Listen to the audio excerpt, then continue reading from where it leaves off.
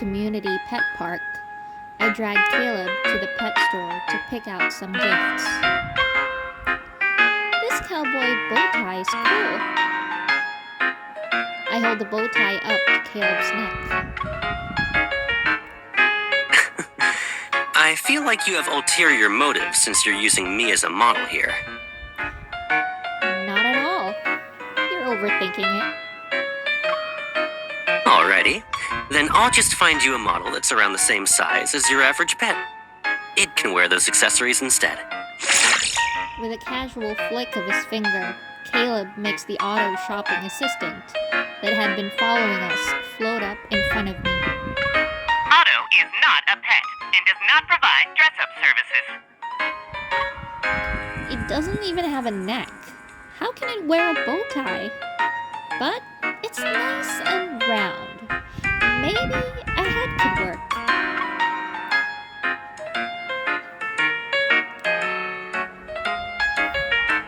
An expression appears on Otto.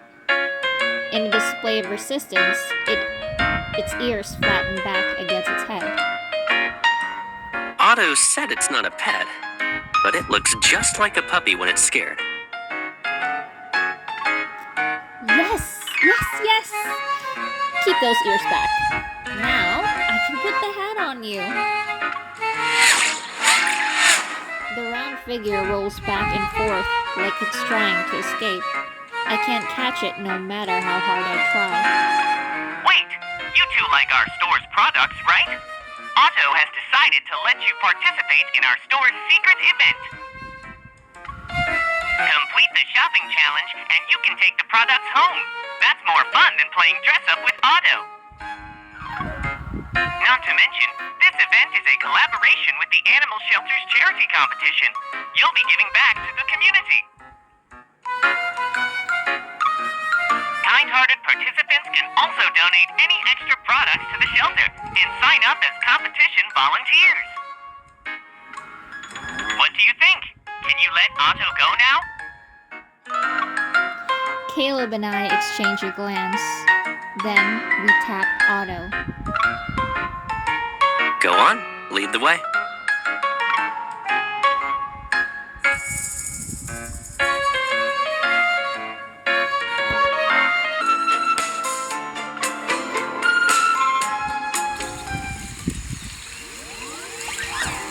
After our initial victory, Caleb and I follow Otto to the animal shelter's courtyard with our spoils in tow. If you two are interested in signing up as volunteers, you'll need to claim a puppy contestant first. Help the puppy perform well, and it might find a new owner. The competition is about to start, though. Almost all of the puppies have been claimed. Otto's ears stretch, and they point to a husky puppy lying on the ground. Only this one is left. His name is Howl.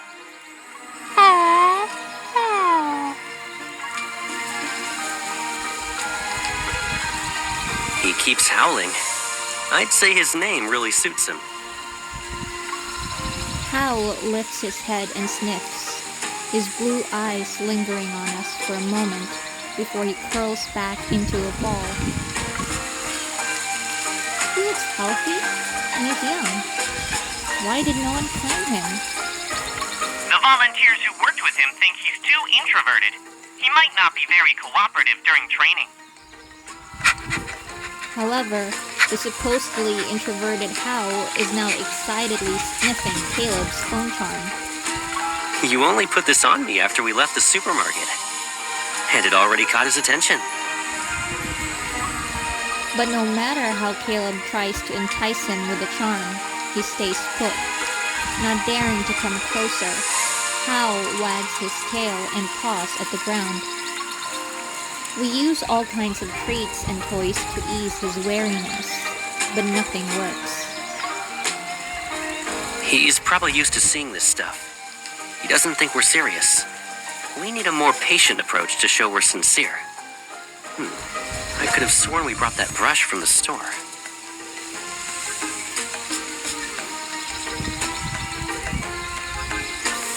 The brush moves down the tail. The second stroke sends fur flying. Under the attentive care of two pet grooming pros, Hal finally succumbs.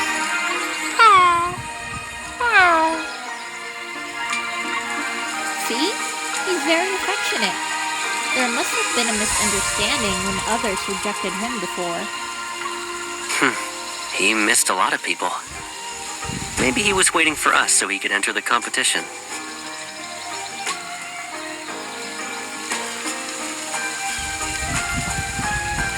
After Caleb and I sign up as volunteers, I immediately share the good news with Hal. Hal, you won't be alone anymore. You can enter the competition. I reference Petting Dogs, an illustrated guide, which we got from the organizers, and start gently rubbing his ears. They're considered a comfortable zone for touching. The diagram says the head is an area exclusive to the owner. We're not exactly his owners, though. Pet his nose. But the book says touching a dog's nose is dangerous. It could affect their sense of smell. Caleb, you're trying to get me in trouble. Caleb suddenly taps my nose. What do you mean? It's safe as far as I'm aware. Before I can react, he pushes his luck further and gently scratches the tip of my nose.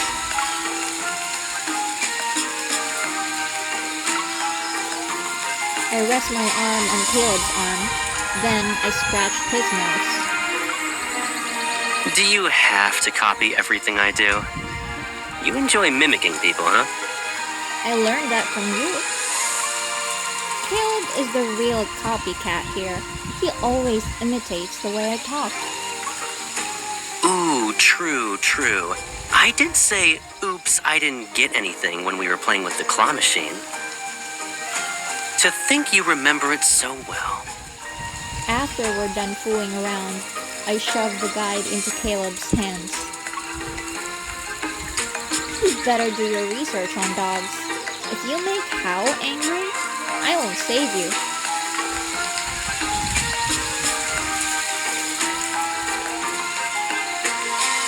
In addition to using the guide to bond with Hal, we learned about his past from Otto. Just how busy is his previous owner? They couldn't even spare a moment for him. It got to the point where he had to send him to the animal shelter. Whether he had his reasons or was just making excuses, he willingly gave Hal up. So, our goodest boy isn't related to him anymore. We just need to focus on his future. Let's take him to the track and see what he can do while we still have daylight. Huskies are sled dogs. These basic tracks should be tried to play for him. Before I can continue, Hal is already strutting onto the track with his head held high. Then he begins walking around leisurely like an old man going on a casual stroll. This is gonna take a while.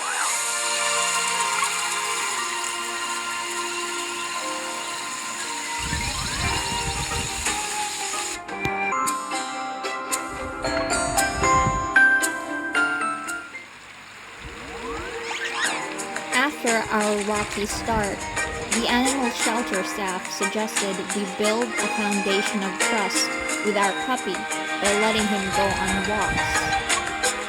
We bring Hal to the pet-friendly lakeside park, where there's plenty of space for activities. Although the park's size is good for Hal, the same can't necessarily be said for humans.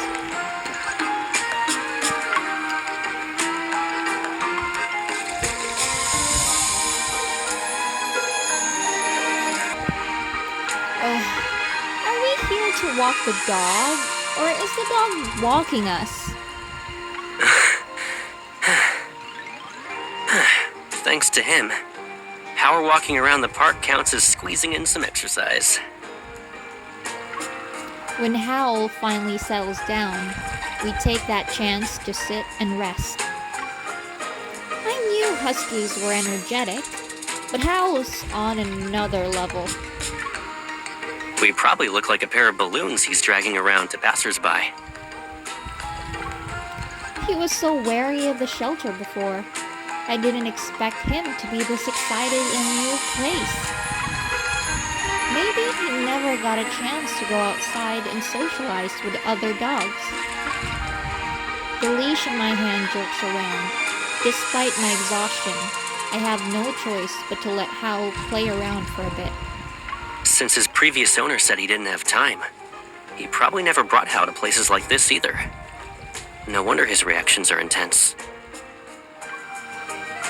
Howl has us now. He can do whatever he wants to his heart's content. Let's keep going. We've rested enough. Fully recharged, I pull Caleb to Hal, his feet. let's go. However, what ends up being summoned is an unidentified creature covered in grass, clippings, and dirt. Who are you? Where's my dog?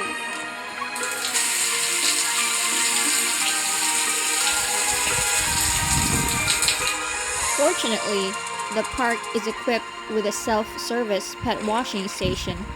We easily clean up our messy Howl. Freshly washed and smelling nice, Howl immediately transforms into a social butterfly the moment we step outside. He walks around to mingle with the other dogs. We end up making friends with many dog owners. There's even a professional dog handler who teaches us some commands for a competition.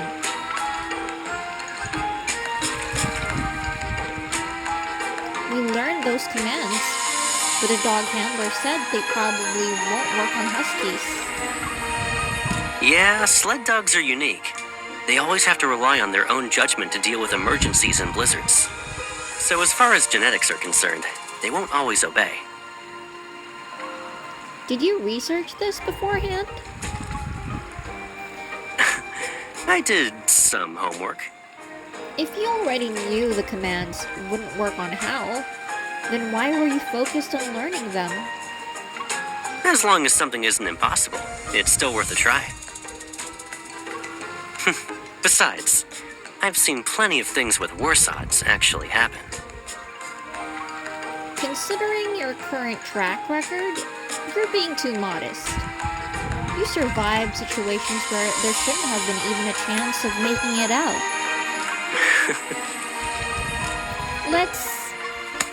A shuttlecock suddenly streaks past us like a blur. When I turn, I see Howl has already caught it in his mouth. Sorry, I didn't hit any of you, right? Who told you to cheat with your strength evolve?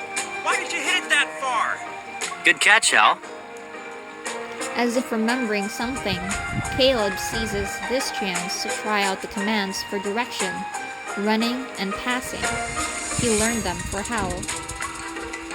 Hal, do you see that spot? Take the shuttlecock over there.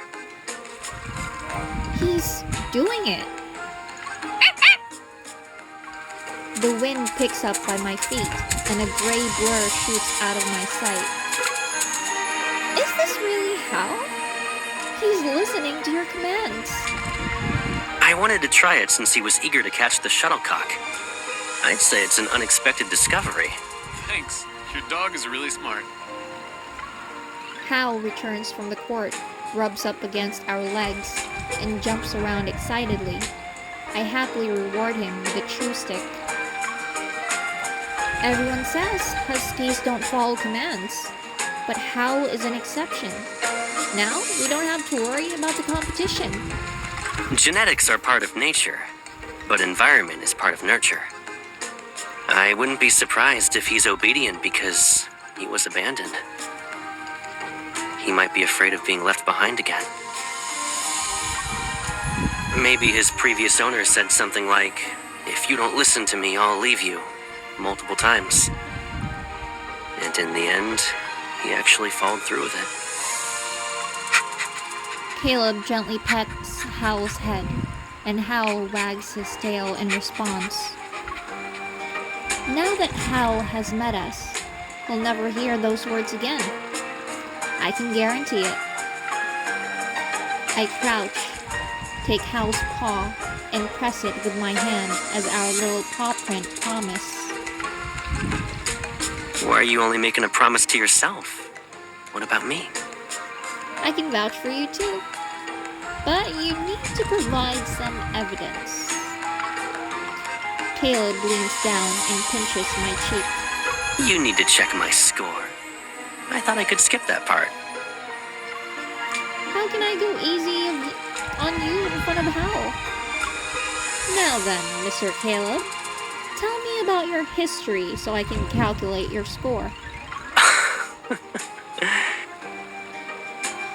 Let me tell you about my history with her. No matter how bad the fight between us is, I never turn around and walk away. Even when she wants to push me away, and it's obvious she's pretending, I only get closer. Does that count? Well, you're Caleb, after all. I hold Hal's two paws and give them a gentle pat. Ow?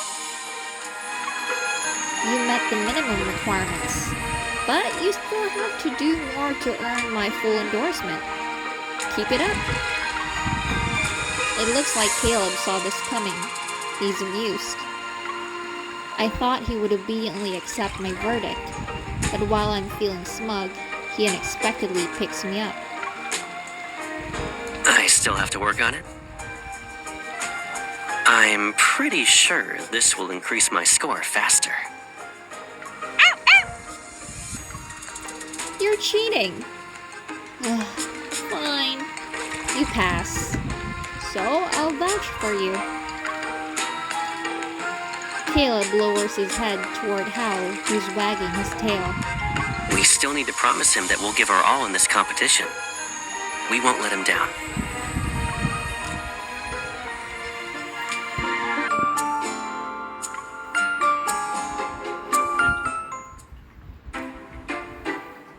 On the day of the competition, we press Hal's paw onto the entry form for the dog agility contest.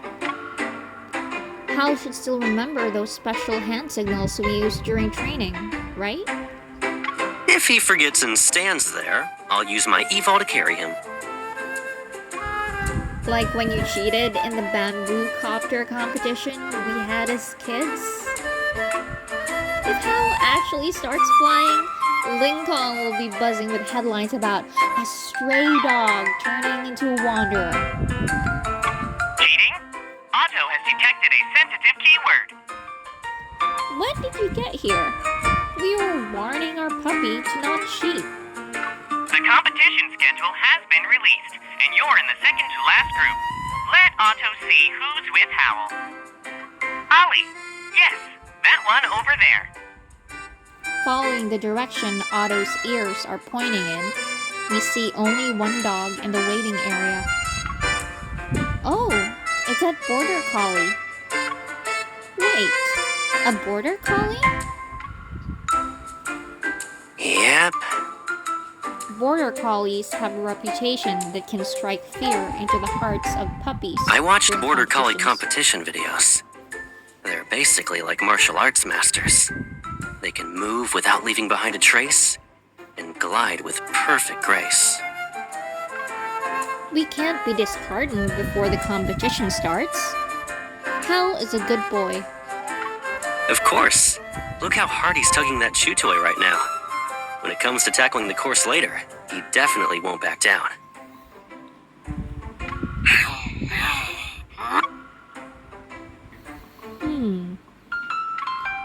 What should we do, Caleb? We need to think of Plan B.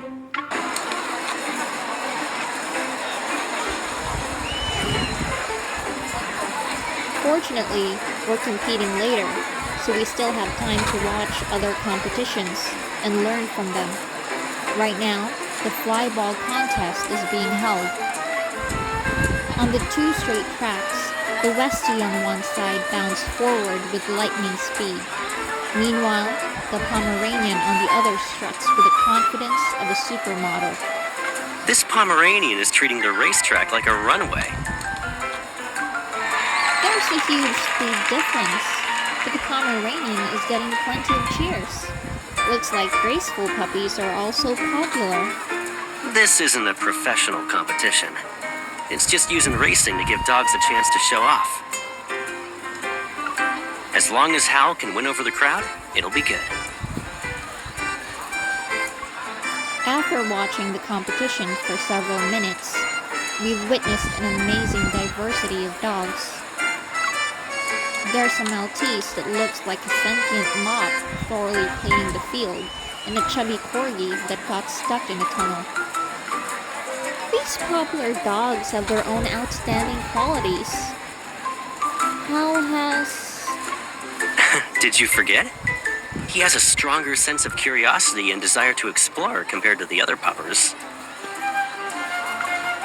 Yeah, he was interested in your phone charm, which gave us the chance to bond with him. He can play catch and wrestle around in the mud. He gave us plenty of surprises and joy. If he can have the same kind of unexpected performance on the field, then the audience's reaction might be the same as ours. Shouldn't we revise our strategy then? You can act as the handler on the field, and I'll play it by ear from the sidelines.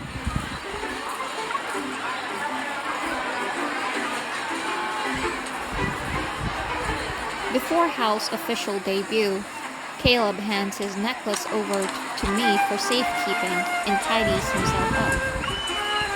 Sitting in the spectator seats, I see him flash me a confident gesture. Hal, are you ready? Hal sprints while Caleb nimbly runs backward. He consistently stays level with him. This husky's movement technique is remarkable. The audience, tired from watching the competition, is captivated by Hal's excellent performance and raises their cameras once more. The live stream displays around the venue also regain some viewership. The comments are increasing. This seems like an opportunity. I move next to the cameraman and make a calling gesture toward Hal. Caleb also guides him to look at me. Ow! Ow! That's right. Come a little closer. Hal trots over and nuzzles the camera.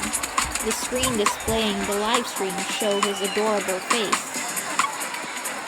Hal, you're photogenic. It's almost like you're a Sesame Tanya. But Hal pays no attention to my praise.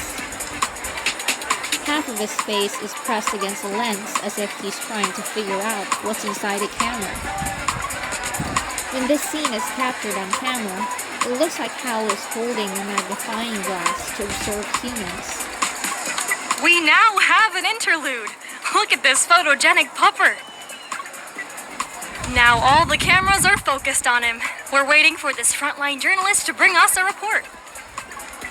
Seeing that Hal has captured the audience's attention, Caleb and I exchange a knowing smile.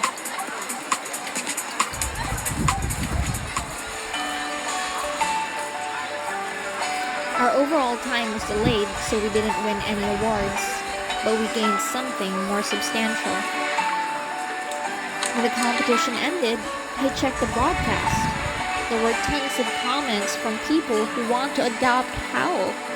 That's the result we knew we'd get. Before entering the competition, I consulted the shelter about their adoption screening process. They'll evaluate the potential adopter's qualifications. I'm sure that Hal will have a loving owner.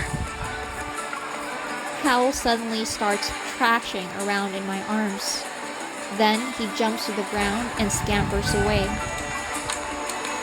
Why did he leave the moment he heard about getting a new owner? I think he had something else in mind. Hal's little head pops out from around the corner again. He carries 3 commemorative medals in his mouth as he jumps into my arms. There's a paw print on each medal, and I authenticated them for you. They're all Hal's. He's so lively now. He's like a completely different dog from when we first met. He keeps jumping into our arms. He probably overcame the trauma of being abandoned.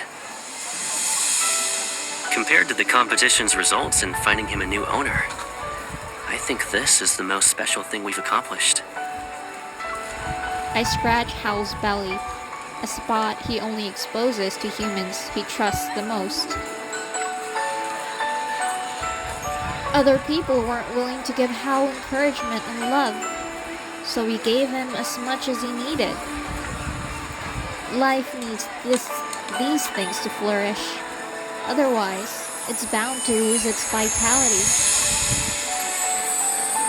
Caleb brushes aside Hal's fur that's pressed against me and holds the medal up to my chest. Everyone craves those things, but most people are stingy about giving them out. Well, Caleb is the richest person in the world. Caleb, in the middle of helping me put on the medal, pauses. He gives me a puzzled look. Why else would he be willing to give me so much encouragement and love for so many years? Ah, you're praising me. Keep going. Please and thank you. I take Hal's tail and brush it across Caleb's face. Now you're asking for praise? But you're rich. You don't need my compliments. Unexpectedly, he puts on a wounded expression. His acting is terrible, though. What do you mean? Caleb is a poor little boy. He only wants to hear you praise him a few times. Your acting sucks. Do you really want to hear it that badly? Meeting Caleb's serious, expectant gaze, I pause. Then I muster up all my strength to speak. Listen carefully. Encouragement and love are things my friends can give. But what you've given me is more than that. I can follow you too. Together, you experience a newer, more expansive world from the ground to the clouds. This is something only Caleb can give. Your words are sweet. You made Hal jealous. Caleb leans down. His breath surrounds me and caresses my nose. But Caleb can give you even more than that, as long as you have room for it.